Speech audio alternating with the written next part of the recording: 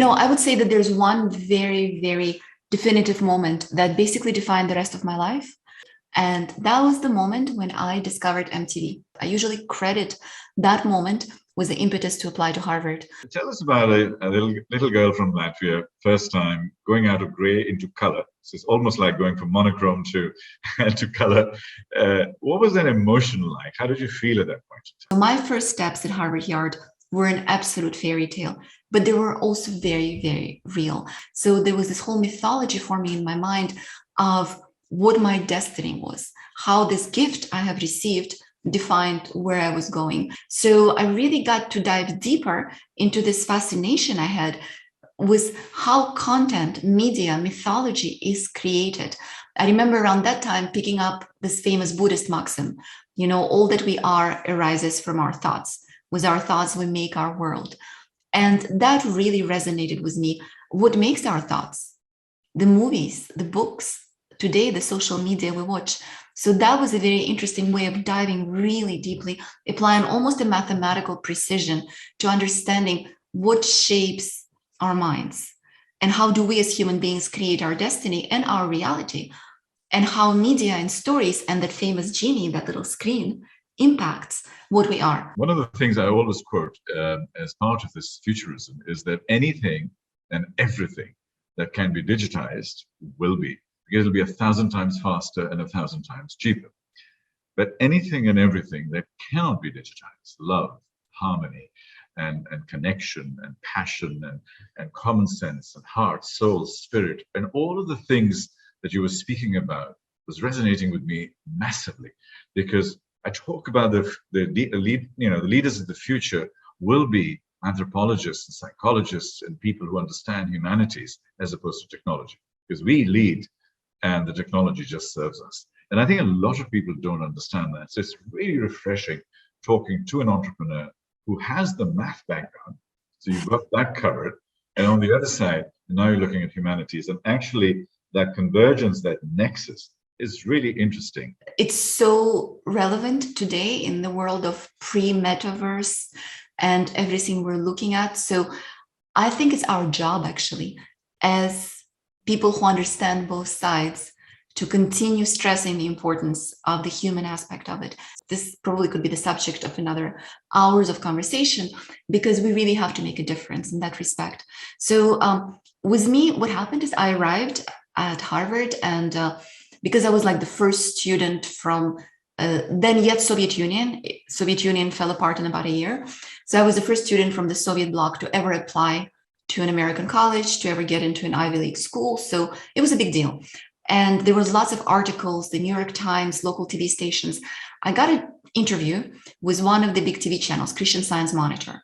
And after the interview, convinced that I was going to work in television, that this genie we talked about, the answer was there with TV. I was going to be in television. I've asked the journalist if they had an internship open. He burst out laughing, saying, "You know what? It never happened to me. I'm interviewing a celebrity, and she asked me if I have an internship. We don't, but we'll make one for you." So that internship opened up my eyes on the world of television as we know it, because I've realized there was just a machine. It kind of reminded me of the Soviet Union. This media was all formatted. You had AP Press and other channels coming in. There was nothing new. There was no creativity, no inspiration. There was no Billie Jean in there. There was nothing that was going to wake up a little girl in Latvia or Somalia or somewhere else. So TV was not for me. I understood that old system. If I was going to work there, I would just be a little cog in it. And I would be shaped by that system before I was able to shape it. So in my idealistic way, believing that magic is possible because I've done it once, I ended up somehow walking into the MIT Media Lab. I was editing a film and they had some equipment I needed. And one of the professors, who was actually the founding member of the MIT Media Lab, as was my advisor, but Seymour Papert, the brilliant mind, who was basically the father of computers for education, school of thought, somehow saw my work. And he said, you should consider applying here. I had no idea what the Media Lab was. It was already at the time a fairly well-known institution. He called in the woman who became my advisor and my lifetime friend, Gloriana Davenport. And she said, "You know what? I have 20 applications for the spot. The deadline is 10 days past due. Apply." And so I filled it out, not knowing what I was getting into. And there I was at the Media Lab, the ultimate playground, the ultimate uh, toolbox to learn about combining media and humanities with technology and building these new ideas. When you have an idea and it's an architectural idea and you want to implement it in technology, you need to break it down into programmable steps so somebody can build it. And that's really hard. So I remember going to my one of my advisors, who was the vice chairman of the Media Lab, Andy Lipman, a brilliant physicist. And I kept showing him my idea, saying, look, it's so brilliant. I'm building this thing. It's going to transform the world of filmmaking, online shopping, etc. But, you know, these programmers I'm hiring, they just can't design this thing I'm trying to build. And he said, you know, just do it yourself. And I was like, what do you mean do it myself? Like I was just making all the films and I was editing and I'm too busy. I'm writing the thesis. He said, do it yourself. So here I was buying a book called Learn Java in 21 Days. And in 14 days, I programmed the thing that I was trying to get these guys for 3 months to program for me. Nothing has served me as much in my startup experience as this experience of saying, you know what, I'll do it myself. If I can't express it, let me do it myself. Let me show it. And then I could show it to others. So it was a combination of everything. You had to write, you had to make films, you had to program, you had to code. When you graduate, you're on top of the world. You know, Nike comes in to see it, to see your work and say, oh my God, Natalia is too expensive for us. Things like that happen. And then once you graduate, what do you do? Unless you decide to stay for PhD or go into the academia, which was not an option for me. I really wanted to go into the world and make a difference. And everyone would say, well, congratulations, you now have the best education in the world. It's going to take the world 15 years to catch up with you. Good luck finding a job. So as a result, I would say the Media Lab pretty much programmed me to be an entrepreneur.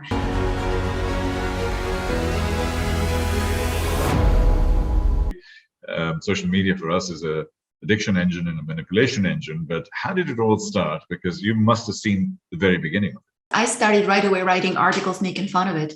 I remember sitting down with a guy in around 2002 who was a famous blogger. And he was telling me, yeah, you know, blogosphere, the world of narcissists, you know, we're all such narcissists. We talk about ourselves. Nobody asked us the question.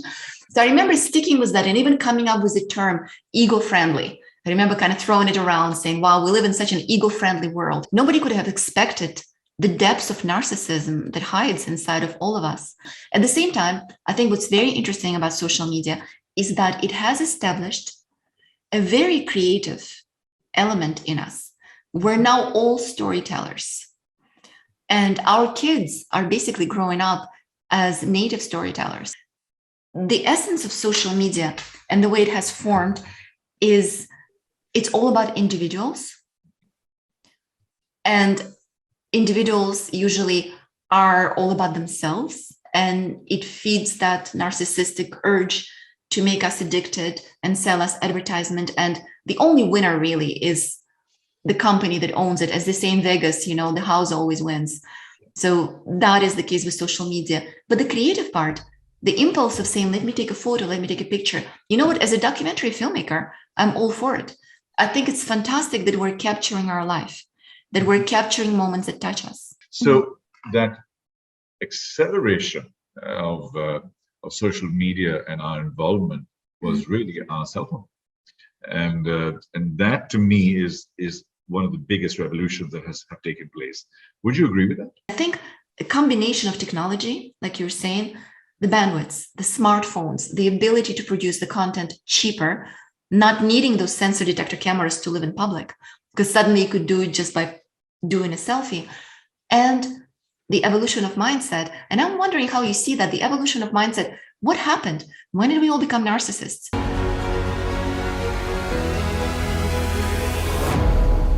The past 4 years, I'm doing something I never expected myself to do, especially if you look back at what I just said about social media. You know, I'm not a user-generated content girl, you know. I love professional content. I like masters. I like great directors. I don't think everybody should be making content.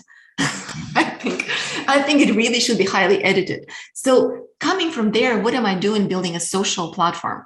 And so I guess one excuse I could have is I believe I'm building an antidote to the social dilemma.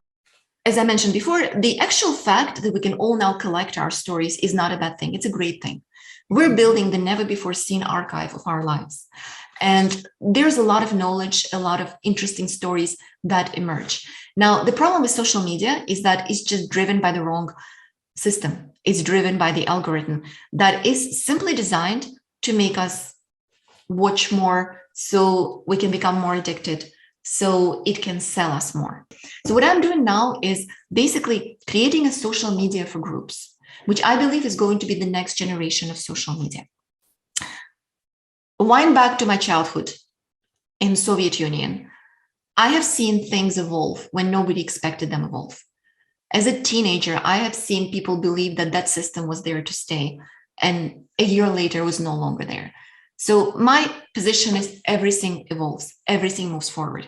Generally, social networks as we know them today, the Facebooks, the Instagrams, Twitter, even TikTok, are not there to stay.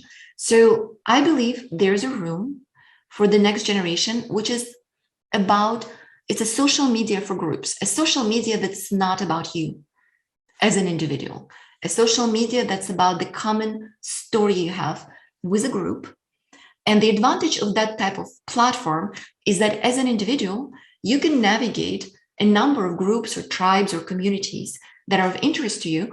And when you lose interest in them, you can kind of fade them out and you can move to the next community of interest. I'm going to challenge you on that because you said social media for groups. Now, the moment you use the word social media with me, I get something fall in front of my eyes, totally. Manipulation, addiction, and so on. Yes. So why don't you completely rebrand it and not call it social media? What shall we call it? Well, let's just explore that right now. Let's explore it. We can call it, your company brand is Tribo. Exactly.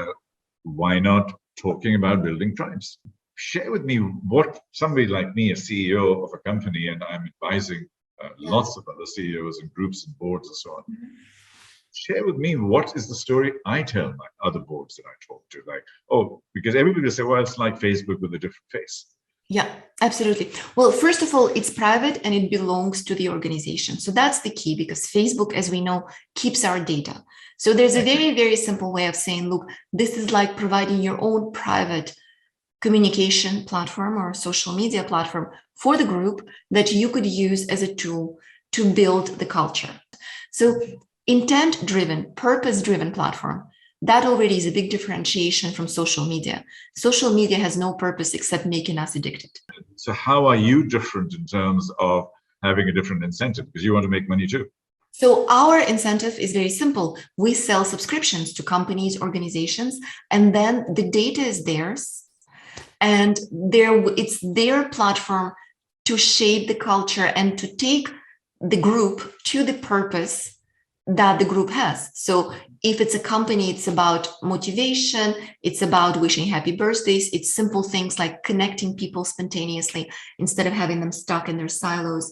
And it's very much about basically over time writing the story of the organization together and making everybody feel included in the conversations. So we could describe it as a communication platform for groups. We could drop the whole social media part. However, I do think it's really important to understand that the reason it works, whereas other community platforms or intranets don't, is that it uses familiar social media codes to make us more participative, to make us feel included. If you go back 20 years, it's internet versus the intranet.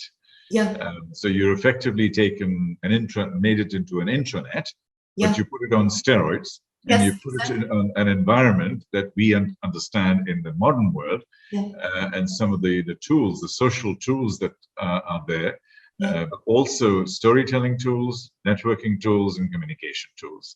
So you basically put an internet on steroids. What defines social media? It's the new habits that we have formed.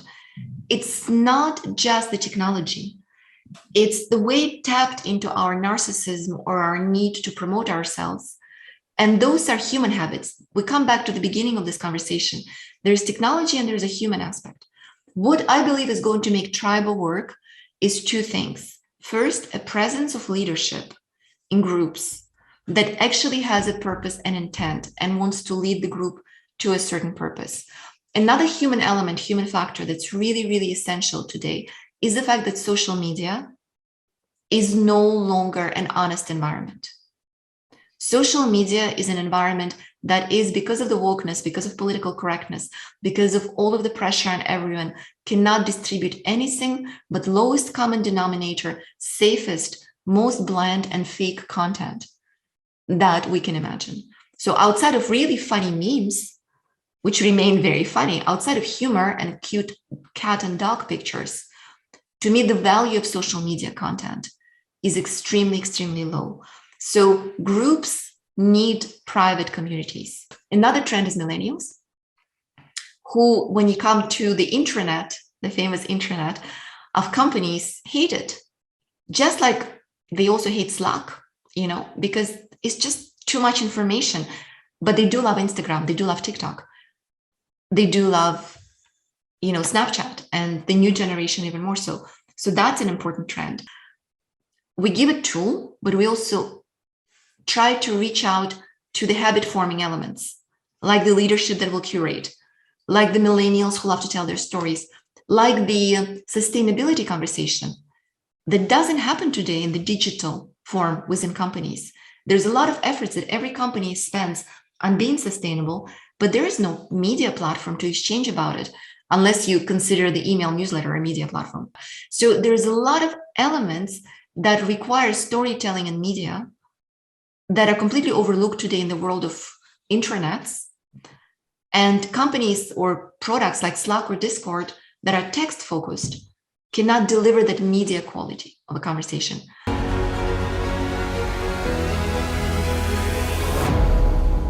What should be my reason for adopting this new environment? When you see it, you get it. It's an extremely simple platform. It only has 3 buttons. And that's the beauty of it.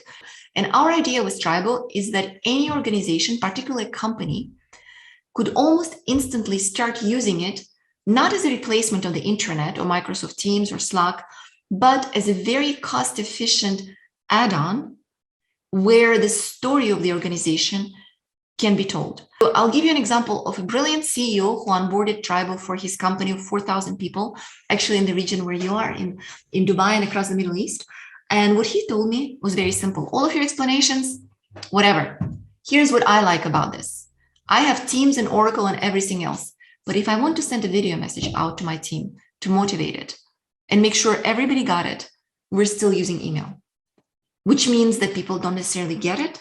And if they do, they can't engage with it. They can't reply. They can't like. They can't post their own message. And then he said, another reason why I like Tribo is that despite having all these tools, we've got 57 WhatsApp groups in the company. That means the great content, and these are sales WhatsApp groups, brilliant content that could be very valuable to us about displays, customers, best practices is lost. It lives on private phones. It gets consistently deleted or lost in the feed. I would like to have it on our cloud, and I would like people to share it in a way that we can save it. So Tribo is a great tool today for companies because it solves these problems. Because if the leader wants to record a video a day and motivate the troops and engage them with the content, it's the easiest platform to do so. If the WhatsApp groups need to be replaced, it's an easy platform to do so. If the company corporate agenda needs to be found in one click, as opposed to in a convoluted intranet or in a Microsoft feed, it's there. So it's a super simple tool for companies. It's also a great tool for associations, and we have really conclusive tests for that. This is where we're taking it today. The next step will be learning. We've had a great experience building a case study with Google in Indonesia with 3,000 students who shared presentations and videos, and over 3 months, they shared 800 videos.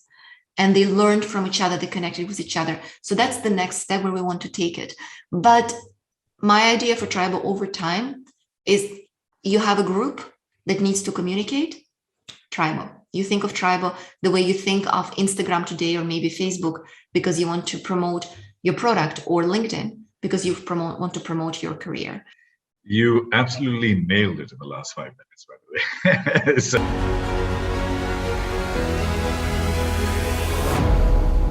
just last week, I was talking to somebody who was in my home, actually, and he was showing me in the Metaverse, the virtual CEO. And effectively, he had his cell phone right there, and he was talking to the cell phone, which was transmitting the imagery and facial responses, because an avatar was created, which is extremely realistic. The only thing I didn't like about the avatar was it was blue, but that can be changed. How do you see the marriage between your form of storytelling and platform, Tribo, into this brave new world of getting into the metaverse and actually becoming meaningful rather than becoming just sort of too techy so that we can't relate to it? To me, the drive was Tribo precisely because of Metaverse, is to say, hurry up. You have a physical community, whether it's your company, your students, your association, your festival, get them on the platform where the data is yours, where the sustainability is there, so that as these new formats emerge, you own that data and you're the one who is deciding what they're exposed to, which advertisement, if any, they're seeing, where their attention goes, how much time they're spending in there. So that's number one. That's the first kind of reaction I have to the metaverse is it's coming and we better own the data of our real life communities. And then the question for me is, how are we going to stay happy? How are we going to not turn into Wall-E like, or Matrix like characters, just consuming the digital stuff and not living in the real world? I think the encouraging aspect there is that in parallel with the metaverse and the crypto, which to me kind of lives in the same basket, we see a shitload of money being invested today into longevity, wellness, and biohacking by the same guys who are hoping to make their billions or have made their billions in digital. It's quite interesting. It's in the Silicon Valley that you see most people who are trying to prevent their kids from spending too much time on screens and who are investing all they can into remaining young and younger as they cross 40s and 50s threshold. So I think the metaverse is just a little part, and it's actually the part that is going to be sold to us, the suckers, the same ones who get addicted on Instagram and Facebook and spend our time consuming unnecessary stuff. But the financial elite, people who really have power in this world, are investing and will continue investing into their well-being, into the real world, because it's obvious that you cannot be happy if your body is off or if you're feeling old. And no matter how young and beautiful you look in the metaverse, it will all come down to human relations and to your alignment with your physical space, your real space. So I would say metaverse is there, it's happening. Tribo is doing its job, trying to convince everyone that you need to now think about controlling your narrative, your data, and your community digitally. But as far as I'm concerned, the next big thing to look at is actually longevity, happiness, mindfulness, living to a long age with all of these digital tools and not letting them grab our attention, not letting them destroy our health, not letting them destroy our human connection to others.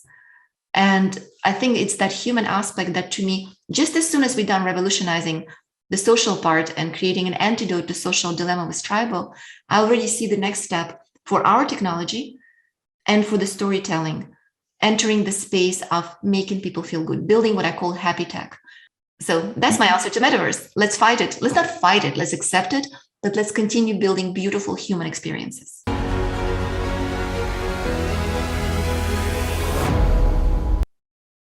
I'm a socially driven person.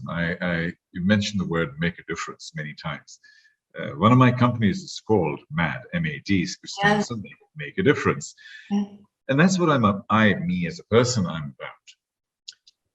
But when I look at wonderful, imaginative entrepreneurs like you coming in, I think to myself, what portion of your brain are you applying to making a difference?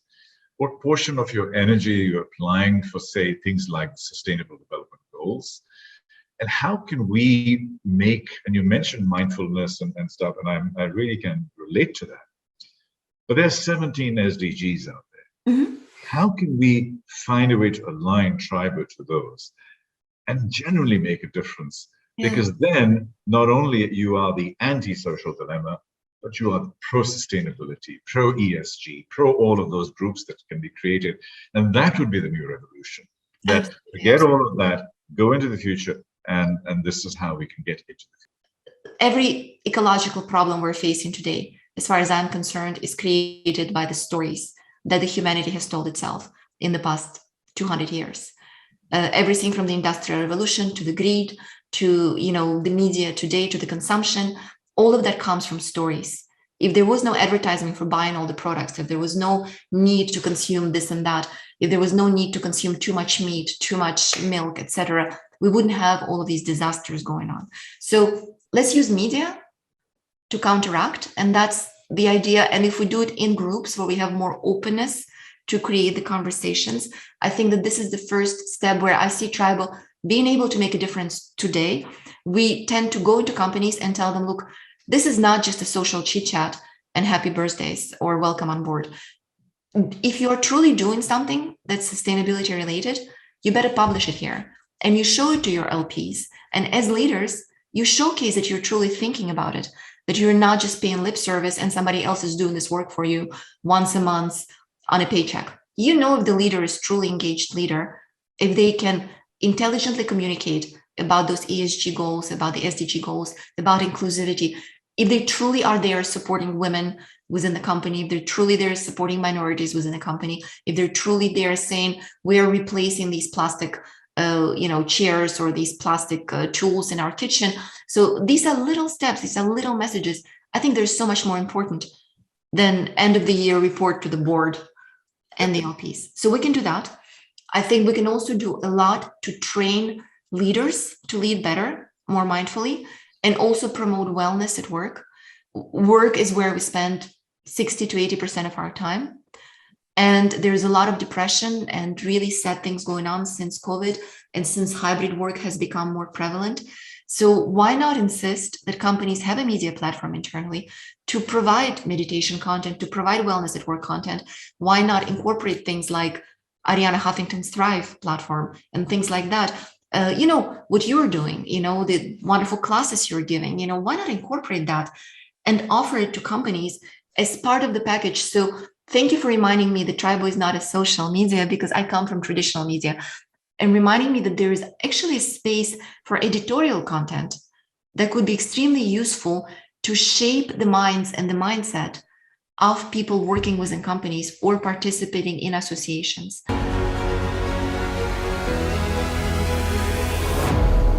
Media at the moment is at the lowest ever in terms of trust and credibility and authenticity and so on. So while you were talking about being a media platform, I'm just thinking, yes, the same thing as a social media platform. A lot of people, you need to, this chasm of this drop of trust. Yep. How do we jump over that? And perhaps that's a conversation for the next session. Is what do we need to do to build trust? What do we need to do to build authenticity? What do we need to do to build a sense of personalizing it to myself, that it becomes real for me? One of the things one word, leadership. Okay. Leadership. I think this is the only thing we can do is give the power back to leaders who have something to say. Okay. I talk about the superpowers of the future for leaders. That's the art of questioning, the power of storytelling, and the magic of listening. And you put the three of them together, these future leaders will have these superpowers. So I think perhaps questioning, listening, storytelling, we need to use that nexus to build the next leader in terms of communication and connection and building culture. I think that's one of the most important. I talk about vibe oftentimes. Tribo tagline is your vibe attracts your tribe. In the end, what I'm trying to do with Tribo is capture the vibe of a community. I believe you can capture the soul of it. If it has a soul, then everybody inside experiences this magic of growing together, of being pulled up. So it's that vibe. Can we capture it? Can we feed it? Can we enhance it? But the beauty of organizations, especially companies, is that they're not a democracy. Can you imagine a company that's a democracy? Right? And so what is the problem with social media and media in general? It's the fact that everybody can say anything. Everybody can get killed because they said something non-politically correct. So in the end, you get what de Tocqueville used to call, he called the tyranny of the majority. And so the beauty of giving the kind of content storytelling, let's forget media and social, but inclusive storytelling tools to an organization is that you've got a leader, you've got a vision, you've got a master, and people will pull up to be part of it because they joined that group, they joined the organization with an intent, and the whole thing starts making sense and everybody's growing together. But we need to educate those leaders, like you're saying. There are not that many of them. I mean, there are quite a few, but not that many. And this is our goal. That's what you should be doing with us. Absolutely, and proudly doing it with you. Right.